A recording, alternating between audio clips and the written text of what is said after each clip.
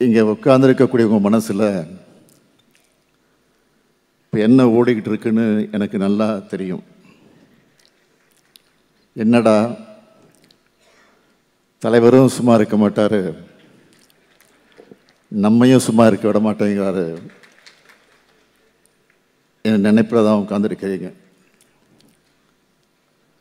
சுணங்கி சும்மா இருந்துட்டா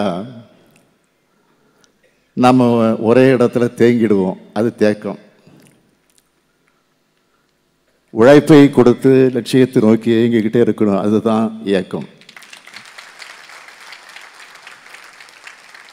அப்படி நம்முடைய இயக்கம்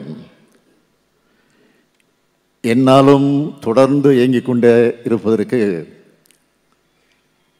அடித்தளமான உங்களை நம்பி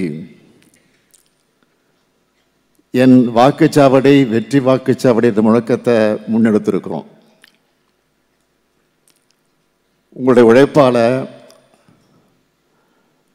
6வது முறையாக ஆட்சி பொறுப்பில் இருக்கிற நாம் அடுத்து 7வது முறையாகவும் ஆட்சி அமைக்கணும். அதுக்காகத்தான் இந்த பயிற்சி கூட்டம். 2019ஆம் ஆண்டு முதல் நாம் எதிர்கொண்ட அத்தனை தேர்தல்களையும் மகத்தான வெற்றிகளை பெற்று வரோம். நம்முடைய வெற்றிகள் நம்முடைய எதிரிகளுக்கு கலக்கத்தை ஏற்படுத்தி இருக்கு. 2026 தேர்தலில் நாம தான் வெற்றி பெற போறோம். அன்னைக்கு நியூஸ் ஹெட்லைன்ஸ் என்னன்னா, திராவிட மாடல் 2.0 ஆட்சி தொடங்கியது. இதுதான் ஹெட்லைன்ஸ். இதை நான் ஆணவத்தில் சொல்லலை. உங்க உழைப்பு மேலையும் ஆட்சியின் சாதனை மேலையும் தமிழ்நாட்டு மக்கள் வச்சிருக்கக்கூடிய நம்பிக்கையில சொல்றேன். நம்ம திராவிட மாடல் அரசோட திட்டங்களும் சாதனைகளும் கோடிக்கணக்கான மக்களுடைய உள்ளங்களையும் இல்லங்களையும் போய் சேர்ந்திருக்கு. லட்சக்கணக்கான இளைஞர்களுடைய வாழ்க்கையில ஏற்றத்தையும் தொழில்துறையில மிகப்பெரிய பாய்ச்சலையும் கல்வித்துறையில முன்னேற்றத்தையும் ஏற்படுத்தி இருக்கக்கூடிய நம்முடைய திட்டங்களும் சாதனைகளும் தான் திராவிட மாடலின் அடையாளம். இந்தியாவில் எந்த மாநில அரசும் நம்ம அளவுக்கு சாதனைகளை செஞ்சிருக்க மாட்டாங்க.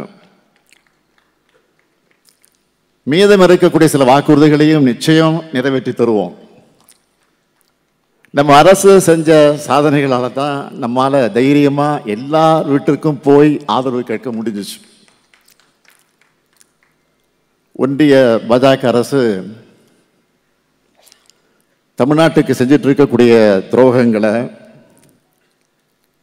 நிதி ஒதுக்கீடுல செஞ்சிட்டு இருக்கக்கூடிய வஞ்சகங்களை எடுத்து சொல்லி தமிழ்நாடு போராடும், தமிழ்நாடு வெல்லும்னு தமிழ்நாடு முழுக்க ஒவ்வொரு வீட்டுக்கும் போய் இந்த மாபெரும் முன்னெடுப்பை வெற்றியடைய வச்சிருக்கக்கூடிய கழகத்தின் ரத்த நாளங்களான உடன்பிறப்புகள் ஒவ்வொருத்தருக்கும்